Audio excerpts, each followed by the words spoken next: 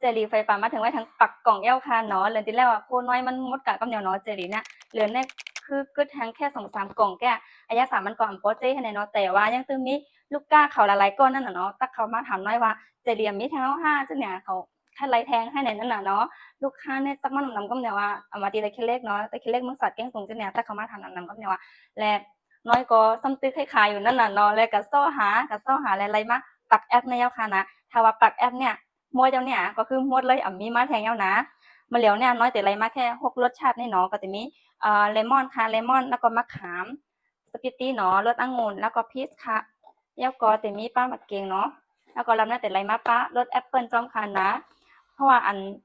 รอบที่แล้วเจ้าเนี่ย2ตัวเนี่ยนะติห้าอยากไปใจค่ะแล้วก็เลยมาเนาะมันปอซูมี่นั่นน่ะนะแต่ว่าลูกค้าเขาซ้ำเจ็บไปใจค่ะนะ2ตัวนี้แต่เป็นสูตรอันตีไคลีเลียวกันนั่นน่ะเนาะรอบน้อยๆก็จะไรมาอันนี้แค่23แอปก็ยก23กล่องได้เนาะ อันนี้ก็ไรมากเหมือนนำค่ะและตั้งมดก็จะมีปักกล่องเนาะสำหรับใครที่ว่าใครสั่งตุ้นไว้จะกินและใครสั่งของเก็บไว้เนี่ยก็ตักมาหาน้อยไรเนาะน้อยก็จะเก็บของไว้ปันค่ะ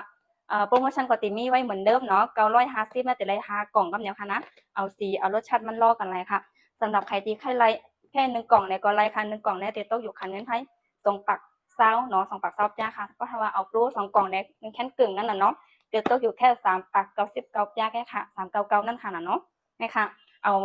อายาสาเราเลขกันไรมดค่ะเนาะว่าถ้าว่าปักกล่องในมดก็คือมดเลยค่ะนะใครที่สนใจให้เก็บของไว้ให้ตุ้นของไว้เนี่ยก็เนี่ยตักมาหาน้อยไรไว้เนาะน้อยแต่กระส่งปันถึงเพื่อนค่ะเก็บกระส่งเนาะเพราะถ้าว่าในเว้งเก้งตุงแต่เลขว่าจะไหนน้อยแต่ส่งปันฟรีค่ะนะตักเข้ามาไรไว้ค่ะ